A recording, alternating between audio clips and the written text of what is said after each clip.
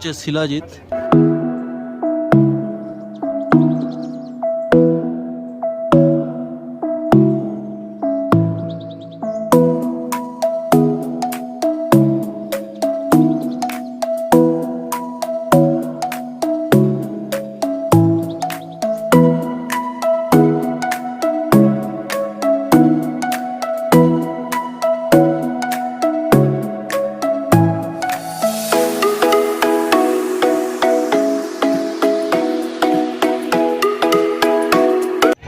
এই গ্রীষ্মকালে সন্ধ্যাবেলায় নদীর ধারে ঠান্ডা ঠান্ডা বাতাসে চা খেতে খেতে আরতি দেখার যে কী মজাটা, সেই মজাটা এখানে না আসছে দেখলে বুঝতে পারবে না।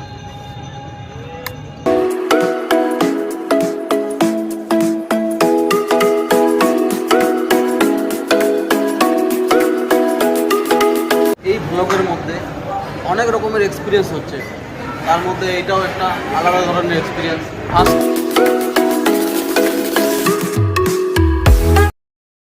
তো বন্ধুগণ, ফাইনালি আপনাদের ভালোবাসা এবং সাপোর্টে আজ আমি চলে এসেছি আপনাদের দেখানোর জন্য রাম মন্দির। এখন সময় ঠিক 8:35। ট্রেনটা একটু লেট করেছে, 6:30টার মধ্যে আমাদের এখানে ঢোকার কথা, কিন্তু এখন 8টা 8:30 বাজতে চললো, এতক্ষণে ট্রেনটা আসলো।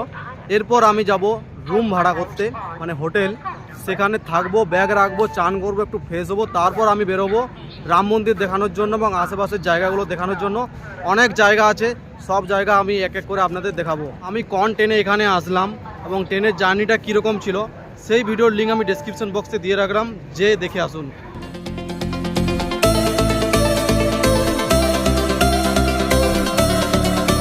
তো এই রেল স্টেশনটা খুব সুন্দর সাজানো গোছানো, দেখতেই পাচ্ছেন। বড় হল রুমের মতন করা আছে, সবাই এখানে ওয়েট করতে পারে নিজের নিজের ট্রেনের জন্য। ট্রেন সাইডে নাম্বার দেখতে পাবেন, এই সাইডে আছে, ওই সাইডে আছে। তো খুব সুন্দর উপরে করেছে, পুরো ওয়েদারের মাঝে বাতাস অ্যাভেলেবেল চারিদিক থেকে প্রবেশ করছে। তো এই রেল স্টেশন থেকে বেরোনোর জন্য আপনারা লিফটেরও ব্যবহার করতে পারেন, আবার এখানে এক্সেলেটারও আছে। যদি আপনারা লিফট অনেক ভিড় আছে, তো সেই কারণে এই সাইডে এক্সিট নিয়ে নিচ্ছি আমি।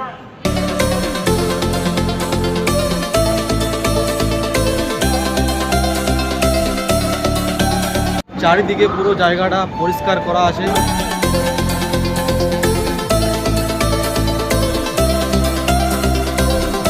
তো এরপর আমরা লো বাজেটের মধ্যে একটা হোটেলে থাকবো।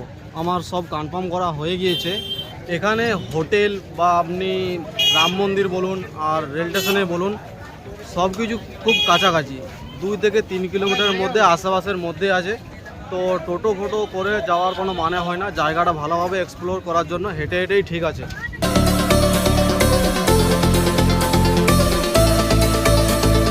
তো এখানে টয়লেটেরও ব্যবস্থা আছে। মালা, হাবিজাবি যে ইত্যাদি জিনিসপত্রগুলো, সেগুলো আপনারা এখানে পেয়ে যাবেন, দেখতেই পাচ্ছেন। চারিদিকে কিন্তু শুধু রাম হনুমান, রাম আর হনুমান, দেখতেই পাচ্ছেন। এখানে রাম, উপরে রাম মন্দির।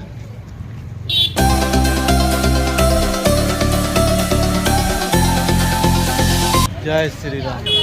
তো এই সাইড থেকে আমি আসলাম, এটা হচ্ছে রেল স্টেশন যাবার আর আসার রাস্তা, এবং হোটেল বা লজ, থাকার রুম, তো এই সাইডে আপনি চলে যাবেন। এটা কিন্তু ন্যাশনাল হাইওয়ে, আর এই সাইডে কিন্তু রেল স্টেশন চলে যাচ্ছে। রেল স্টেশন থেকে আসার রাস্তা ঠিক অপোজিটেই অযোধ্যার হসপিটাল। কোনো দর্শনার্থীর যদি এমার্জেন্সি কোনো মেডিকেলের দরকার, তো ঠিক সামনেই এখানে হাসপাতালও আছে অযোধ্যা ধামের। এই সাইডে হচ্ছে বিড়লা ধর্মশালা।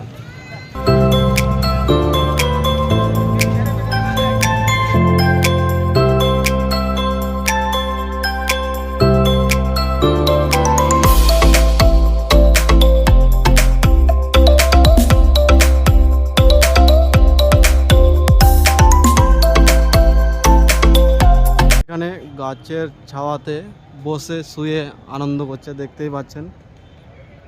এই প্রকৃতির মধ্যে থেকে খুব সুন্দরভাবে এরা ঠান্ডা বাতাস নিচ্ছে, সাথে হনুমানজি।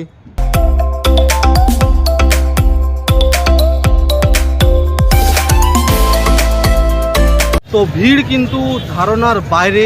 এখনই ট্রেন প্রবেশ করেছে, আরও সাইড থেকে আশেপাশে বাস ইত্যাদি যে ট্রাভেল ট্যুরগুলো হয় তারাও কিন্তু এসেছে। তো ভিড় কিন্তু ধারণার বাইরে হয়ে গিয়েছে, দেখতেই পাচ্ছেন কীরকম ভিড় হয়েছে।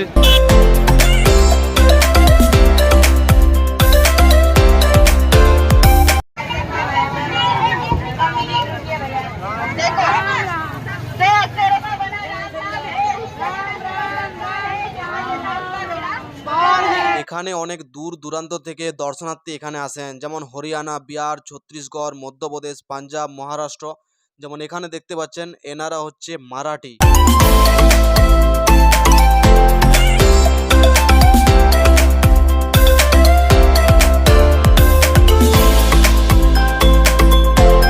তো আমি যে হোটেলে থাকার কথা বলছিলাম, দেখতে পাচ্ছেন এই সাইডে হনুমানগড়ির চকটা মানে চৌমাথাটা, চারদিকে চারটে রাস্তা যাচ্ছে। ঠিক ডান সাইডে শ্রী রাম প্রতীক নিবাস। এখানে লো বাজেটের মধ্যে ভালো রকম থাকার ব্যবস্থা আছে। শুনুন, যাই দেখা যাক।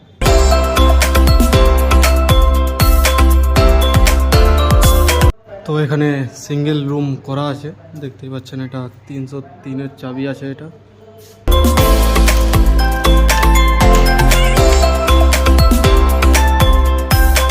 তো রুম মোটামুটি ঠিকই আছে। উপরে ফ্যান একটা আছে, লাইট আছে, আর একটা চার্জিং পয়েন্ট আছে।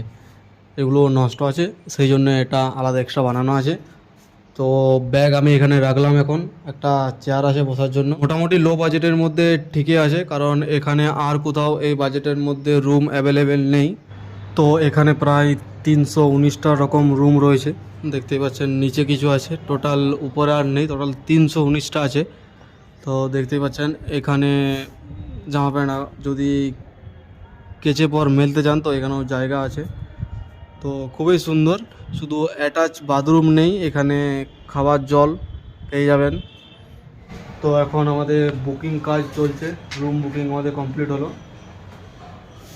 তো এখানে যে প্রতীক ভবন বললাম আমি, এখানে পার রুম পার হেড 500 টাকা করে।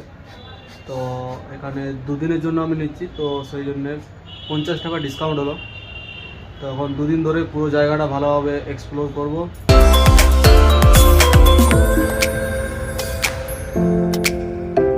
তো যারা এই প্রতীক নিবাসে থাকবে তাদের জন্য এখানে ফ্রিতে ঠান্ডা জলের ব্যবস্থা করা আছে। তো সত্যি অসাধারণ। চলুন এবার রুমে গিয়ে একটু ফ্রেশ হয়ে নিই, চান টান করি, তারপর আমি আবার বেরোবো। ওই দিকে হচ্ছে আমাদের রুম, আর এই দিকে হচ্ছে টয়লেট। এখানে কোনো রুমে অ্যাটাচ টয়লেট বাথরুম কিছু নেই, সেই জন্যেই এখানে কমন একটা টয়লেট আছে, অনেকগুলি আছে, পরপর আছে। তো এখানে পুরো ক্লিনিং ভালো রকম আছে, আর ফাঁকাও আছে, তো কোনো রকম প্রবলেম হবে না। খুব সুন্দরভাবে সাজানো গোছানো জায়গা, দেখতেই পাচ্ছেন। সব ফাঁকা আছে এবং সব কিন্তু ক্লিন, ঠিকই আছে। লো বাজেটের মধ্যে এটা স্যাটিসফাইড। এই সাইডে সমস্ত রুম এবং এই দিকে আপনাদের টয়লেট। এখানে চান করার জন্য, যেমন আমি একটু করে চান করব এখানে, এবং এই দিকে হচ্ছে আমাদের রুম।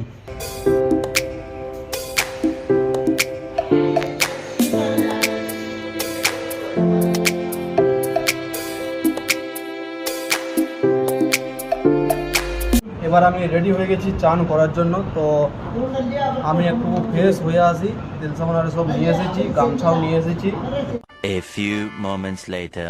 তো ভালোভাবে চান হয়ে গেল। এরপর কিছু জিনিসপত্র যেগুলো আমি কাচাকুচি করলাম সেগুলো একটু এখানে মেলে দিই, কারণ দুদিন এখানে থাকবো, ভালোভাবে জায়গাটা এক্সপ্লোর করব। তো জামা প্যান্ট এতটাই আমি ক্যারি করিনি, এরপর বেরিয়ে পড়বো আবার রেডি হয়ে। A few moments later. তো চলুন, আমি রেডি হয়ে গেছি, এরপর রুম থেকে বেরোনো যাক।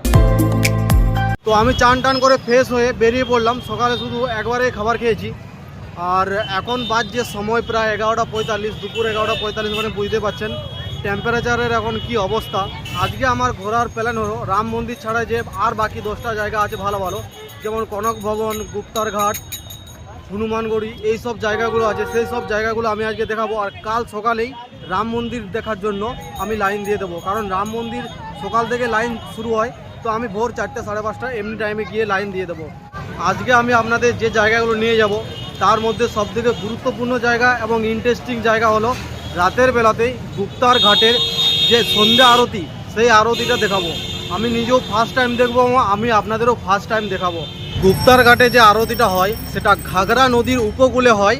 ঘাগরা নদীর একটা ঘাট আছে, সেই ঘাটকে ঘিরে ওই আরতিটা হয়। তো সেটা আমি বিকালবেলাতে যাব। এখন বাজছে 11:45। তো 11:45 থেকে আমি প্রায় বিকাল 5টা সাড়ে 5টা পর্যন্ত এই সব জায়গাগুলো এক্সপ্লোর করব এবং মাঝে একবার খাবার খাবো। তো চলুন, আমি এখন আপনাদের হনুমানগড়ি নিয়ে যাচ্ছি। তো এটা হচ্ছে হনুমানগড়ির মেন রাস্তা, আর আমার হোটেলটা ছিল অ্যাকচুয়ালি ওইদিকে, আমি ওইদিকে ছিলাম। তো এখন এদিকে যাই।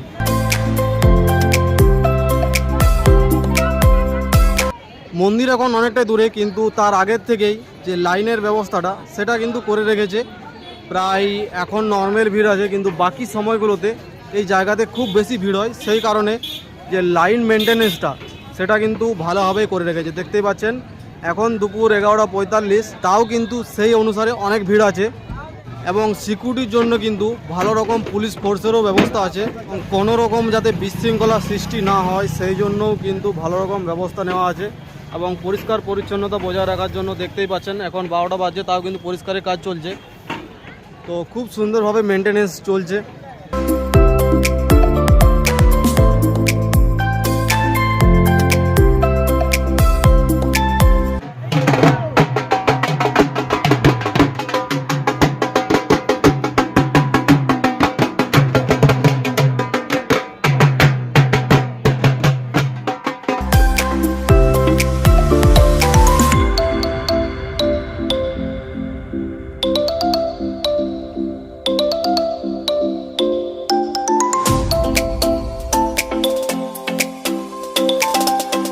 তো ভিড়টা যেমন আপনারা আগে দেখলেন, পেছনেও ঠিক সেরকম ভিড় আবার লেগে গেছে। এখন দুপুরের সময় প্রায় 12টা বাজছে, 12টাতে এই অবস্থা। তাহলে বিকেলবেলা এবং সকালবেলাতে কী অবস্থা হয় তাহলে বুঝতে পারছেন।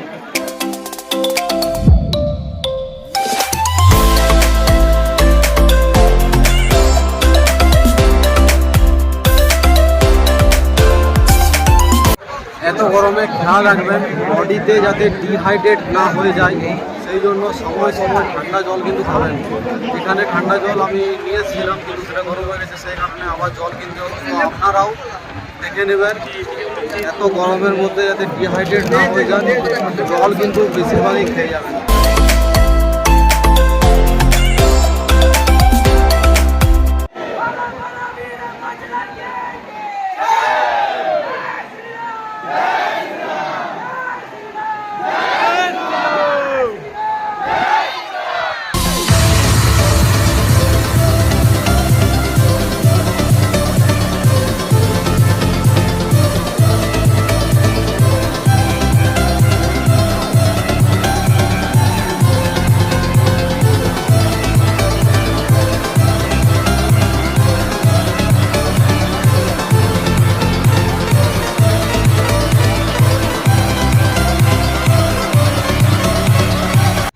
এগুলো 350, 500, আর এগুলো 120, 200, ওইখানে 250 সব আছে। আলাদা আলাদা ধরনের, আলাদা আলাদা রকমের। ওই সাইডে আছে এগুলো মোটামুটি 300, 250, 350 সেম। আর পুরো রাম মন্দিরটাও আছে উপরে, দেখতে পাচ্ছেন।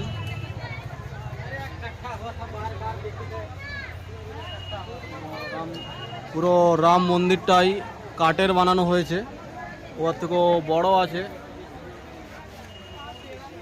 এখানে সুন্দর সুন্দর বালা আছে।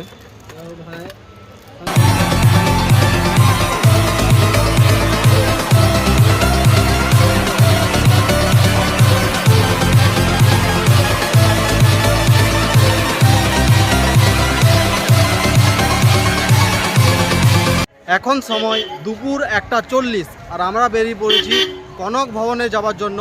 প্রথমে হনুমানগড়ি আমরা দেখলাম, এরপর কনক ভবন যাই। ও দুপুর হয়ে গেছে, তো খাওয়ার জন্য চন্দ্রা ভোজালয়ে চলে এলাম। তো যাই দেখা যাক কীরকম রেট আর খাবার কীরকম।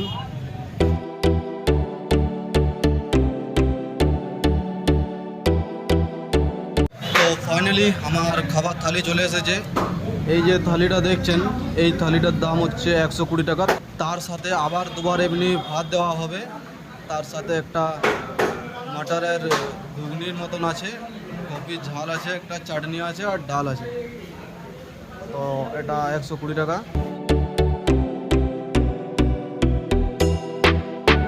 আমি এইমাত্র হোটেল থেকে খেয়ে বেরোলাম। তো এই অযোধ্যা ধামের মধ্যে, পুরো অযোধ্যা ধামের মধ্যে আপনি একটাও এমন হোটেল পাবেন না যেখানে মাছ মাংস রান্না হচ্ছে। সব জায়গাতেই নিরামিষ। আমি যেখানে খেলাম সেখানেও নিরামিষ, কিন্তু হ্যাঁ, নিরামিষের মধ্যে আপনারা অনেক রকম ভ্যারাইটিস পেয়ে যাবেন, যেটা খেয়ে আপনাদের পোষিয়ে যাবে। কারণ অনেকেই ভাবে নিরামিষ মানে আলু পোস্ত ভাত, কিন্তু তেমনটা নয়। এখানে আরও অন্য রকম ডিশ রয়েছে। मीठा फल खाई जिसे भगवान रामचंद्र ने 14 वर्ष वनवास में खाया, खाने में मीठा व स्वादिष्ट। सभी लोग पालो कंदमूल फल खाते जाओ, मेवा मीठा फल कंदमूल फल। এই গরমের মধ্যে যাতে আপনাদের জলের অসুবিধা না হয় সেই কারণে 100 মিটার অন্তর্গত চারিদিকেই এরকম ঠান্ডা জলের ব্যবস্থা করা আছে। কাল সকালে যখন আমি রাম মন্দির যাব তখন এই সাইডে যেতে হবে। দেখতেই পাচ্ছেন রাম মন্দির যাবার রাস্তা হচ্ছে এটাই, উপরে লেখাও আছে। আর কনক ভবন হচ্ছে এই সাইডে। তো আমি এখন আপনাদের কনক ভবন নিয়ে যাব। অযোধ্যার সব জায়গাগুলো খুব কাছে কাছেই অবস্থান করছে। আমি রেল স্টেশন থেকে নামার পর থেকে একবারও না টোটো করেছি, না কোনো গাড়ি ভাড়া করেছি। পায়ে হেঁটেই সব জায়গা আমি যাচ্ছি। তো আপনাদেরও কোনো গাড়ি ভাড়া করার দরকার নেই। রেল স্টেশন থেকে নামেই আপনারা যে কোনো জায়গায় যেতে যান তো আপনি পায়ে হেঁটেই যেতে পারেন, কারণ সব 1 থেকে 2 কিলোমিটারের মধ্যে। তো এটা হচ্ছে শিলাজিৎ।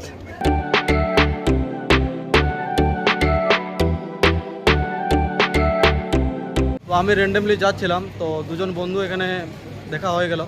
তো এরা আমার সাবস্ক্রাইবার বটে।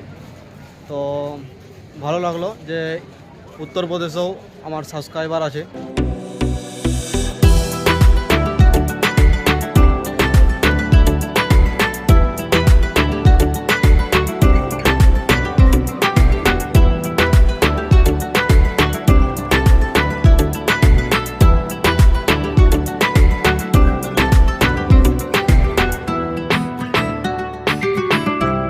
তো এই পুরো অযোধ্যাকে জল সাপ্লাই দেওয়ার জন্য এত বড় একটা ওয়াটার ট্যাঙ্কি করা আছে। আর তার সাইডে একটা বড় গাছ, তার নিচে সবাই এখানে বসে শুয়ে আরাম করছে।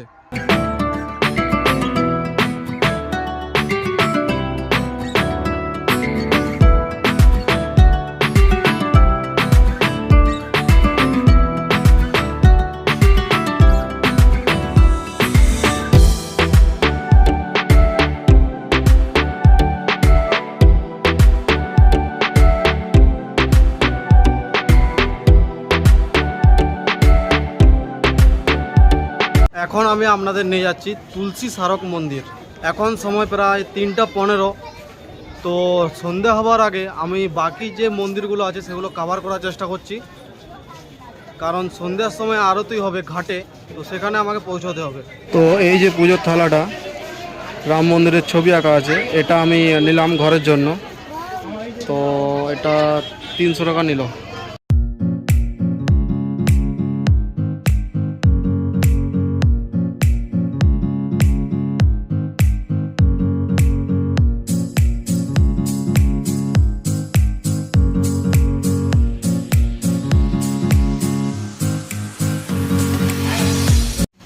তো এটা হচ্ছে তুলসী স্মারক ভবন। এখন এখানে কাজ চলছে, এই জন্য এখন এটা খোলা নেই, দেখতেই পাচ্ছেন। এই রোদে রোদে কুলপি খেতে খেতে অযোধ্যার অলিতে গলিতে ঘুরে বেড়ানো ফিলিংটাই আলাদা। A few moments later. তো আমি এখন আবার নিজের রুমে চলে যাচ্ছি, কারণ এখন 4টা বাজছে এবং কি বেশিরভাগটা আমি ক্লিয়ার করে ফেলেছি আজ। তো রাত্রের বেলায় অনেকটা জাগতে হবে, কারণ আরতির কেস আছে আর একটুকু রেস্টের প্রয়োজন। এখন বাইরে অনেকটাই রোদ আছে, একটু পর মানে 1-2 ঘন্টা পর আমি বেরোবো। যখন রোদটা একটু কমুক তারপর আমি বেরোবো। তো এইখানে যে জালের মতন খাঁচাগুলো আপনারা দেখতে পাচ্ছেন, যে এগুলো রডের জালি কেন দেওয়া আছে, এটা এই কারণেই দেওয়া আছে কারণ এখানে বানরের উৎপাতটা অনেক বেশি। সেই কারণে যাতে এখানে যারা গেস্ট থাকে তাদের যাতে কোনো রকম ক্ষতি না করে, সেই কারণে এই রডের জালটা এখানে দেওয়া আছে। আর নিচেও দেওয়া আছে, নিচেও যাতে কিছু না করতে পারে, তো সেই কারণেও নিচেও দেওয়া আছে যাতে ভিতরে প্রবেশ করতে না পারে। A few moments later. তো এখানে আপনি যে বাসটি দেখছেন এই বাসটা ইলেকট্রিক বাস এবং পুরোটাই এসি। ও অযোধ্যার রাস্তা এটা কমন ব্যাপার।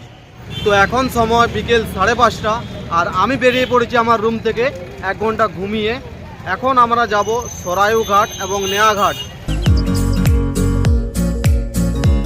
তো এখানে বাস স্ট্যান্ডের যে ওয়েটিং রুমগুলো সেগুলো কিন্তু ভালোভাবে ডেকোরেট করা, দেখতেই পাচ্ছেন এখানে রামের পোস্টার দিয়ে এবং এমনভাবে ডিজাইন করা হয়েছে যেমন এটা মিনি রাম মন্দির। সব কিন্তু রাম মন্দিরের মতনই সাজানো গোছানো।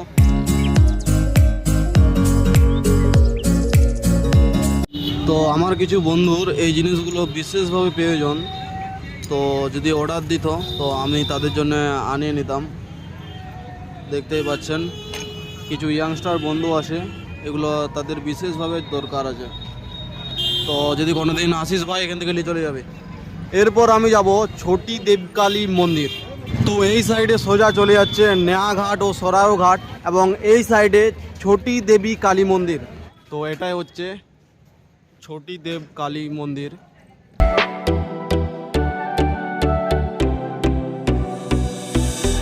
গরিবের সংসার চালানোর জন্য ভগবান এখানে নিজে এসে বিক্রি হয়ে যায়, আমরা তো তাও মানুষ। তো এখন আমি টোটোতে চেপে গেলাম নেয়া ঘাট যাওয়ার জন্য। বেশি দূর রাস্তা নয়, তাও কিন্তু আজ দুপুর থেকে অনেক হাঁটাচলা করেছি।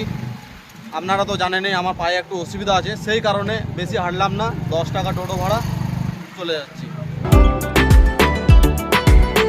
এখন আমি চলে এসেছি লতা চক, মানে লতা মঙ্গেশকরকে ডেডিকেট করে এই যে বিনাটা, এই বিনাটা লতা মঙ্গেশকরকে ডেডিকেট করে এটা বানানো আছে। তো লতা চকে আমি ঘোরার জন্য এসেছিলাম। তো এখানের অযোধ্যার কিছু ব্লগারের সাথে আমার দেখা হয়ে গেল, এরা সবাই আমাকে চিনতে পেরে গিয়েছে। তো এরাও ফলো করে, তো দেখে নিন এদের कैसी लगी आगे स्वाद স্টাইলিং উইথ RJ, চ্যানেলের নাম আমি বলে দিলাম। তো ওদেরকে যাই একটু সাপোর্ট করে দিন, ঠিক আছে। পুরোটাই লতা মঙ্গেশকরকে ডেডিকেট করা হয়েছে, দেখতেই পাচ্ছেন লতা মঙ্গেশকরের সাইডে ছবি আছে।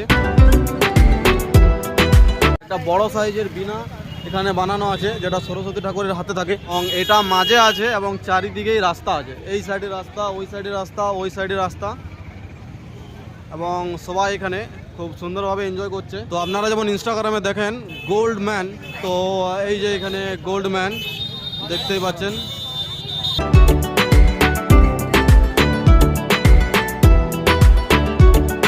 এই যে সম্পূর্ণ জায়গাটা ইন্টারেস্টিং করার জন্য এই সব জিনিসপত্র করা হয়েছে, যেমন এখানে গোল্ড ম্যান, ওইখানে টেডি বিয়ার, তো কোনো জায়গায় রাউন্ডেড ক্যামেরা।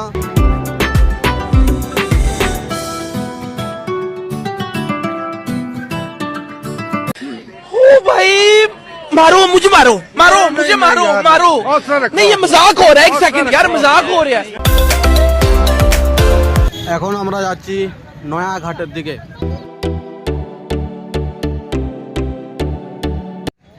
এইখানে জলটা নিয়ে যাওয়ার জন্য এখানে বোতল বিক্রি হচ্ছে, যদি কেউ জলটা নিয়ে যেতে চান তো এখানে বোতল কিনে জলটা ভরে নিয়ে যেতে পারেন।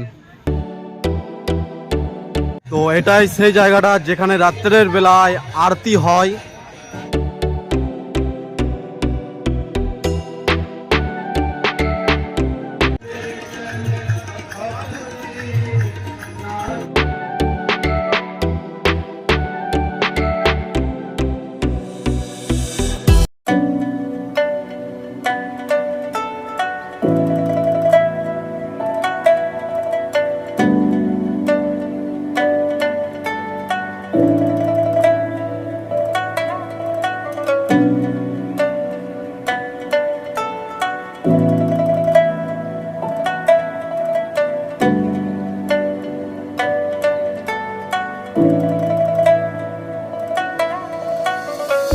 তো এখানে অনেক নৌকা দাঁড়িয়ে আছে, যদি আপনারা একটা চক্কর লাগাতে চান তাহলে 4-5 জন যদি থাকেন তো 100 টাকা পার হেড নিয়ে পুরো একবার রাউন্ড দিয়ে দেবে, কোনো প্রবলেম নেই।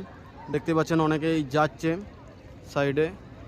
জানি না আর কখন আসা হবে এমন পবিত্র জায়গায়, সেই কারণে DSLR-এ কিছু ভালো ভালো ফটো আমি তুলে নিলাম, পার ফটো 20 টাকা পিস। তো এখানে ছোট ছোট নৌকার থেকে শুরু করে বড় বড় জাহাজ পর্যন্ত আপনারা দেখতে পাবেন। তো এখানে দেখতেই পাচ্ছেন এই যে বড় দুটো জাহাজ দাঁড়িয়ে আছে, এগুলো হচ্ছে শিপ, যেগুলো লং ট্যুরে আপনারা এই জায়গাটা ঘুরতে পারেন। এই যে ঘাগরা নদী, এটা কিন্তু অনেক দূর পর্যন্ত বিস্তৃত, তো এখানে একটা লং ট্যুর করতে পারেন। এই যে ব্রিজটা আপনারা দেখতে পাচ্ছেন, এটা হচ্ছে সরাইউ ব্রিজ। এই যে ঘাগরা নদী, এখানে কিন্তু লোকাল ভাষায় আর ঘাগরা নেই, এখন এইটাকে সরাইউ নদী নামে পরিচিত পেয়েছে।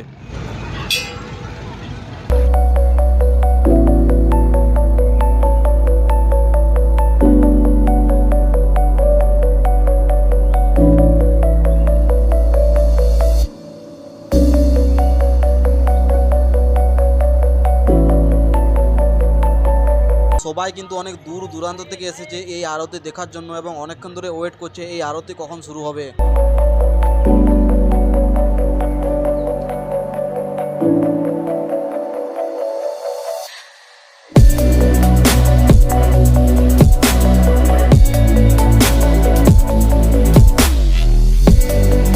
আরতি শেষ হওয়ার পর এখান থেকে ফুল এবং প্রদীপ নিয়ে এই নদীর তীরে যার যেটা ইচ্ছা আছে, মনের ইচ্ছা বলে সেটা ভাসাতে হবে এবং যারটা যত দূর পর্যন্ত যাবে তার ইচ্ছাটা ততটাই পূরণ হবার চান্স বেশি এবং যারটা ছাড়তে ছাড়তে ডুবে যাবে তারটা ইচ্ছা খুবই কম।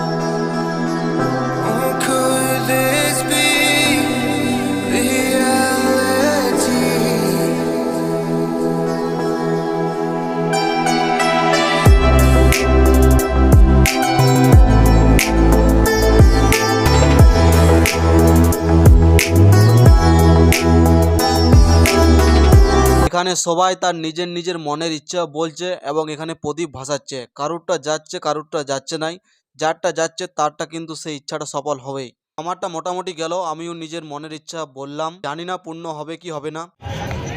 এই গ্রীষ্মকালে সন্ধ্যাবেলায় নদীর ধারে ঠান্ডা ঠান্ডা বাতাসে চা খেতে খেতে আরতি দেখার যে কী মজাটা, সেই মজাটা এখানে না আসছে দেখলে বুঝতে পারবে না। দারুণ ভিড় হয়েছে আজ। আমি নর্মাল দিনে এসেছি, তাও এরকম ভিড় যদি কোনো ওকেশন থাকে, মানে রামনবমী বা এরকম কোনো ওকেশনের দিন কীরকম ভিড় হয় সেটা আপনারা আন্দাজ করুন। একদিন আপনারাও রাম মন্দির আসার প্ল্যান করুন এবং রাতে থাকুন, না হলে কিন্তু এই মজাটা রাতে না থাকলে পরে বুঝতে পারবেন না। রাম মন্দির আসার প্ল্যান করলে 2 দিনের করুন, তাহলে আপনি জায়গাটা ভালোভাবে এক্সপ্লোর করবেন এবং ঘর গিয়ে শান্তি পাবেন। না হলে ঘর গিয়ে মনে হবে কোনো জায়গা মিস চলে গেলো, আবার পরের বছর যাব। একবারই আসবেন কিন্তু ভালোভাবে এক্সপ্লোর করবেন।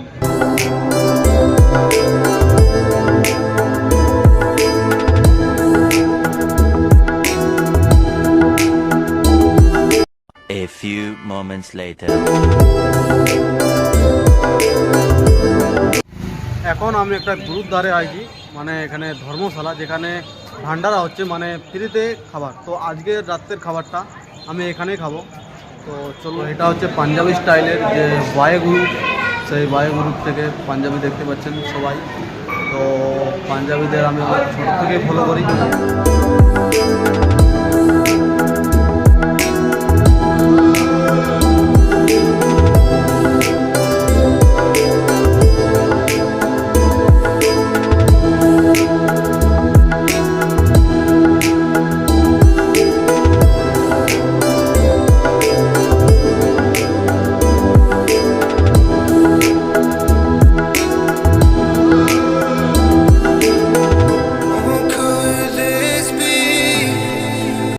ফার্স্ট টাইম এই ব্লগের মধ্যে অনেক রকমের এক্সপিরিয়েন্স হচ্ছে। তার মধ্যে এটাও একটা আলাদা ধরনের experience, first time. A few moments later. তো রাতের খাওয়া দাওয়া করতে করতে প্রায় 9:40 বেজে গেল।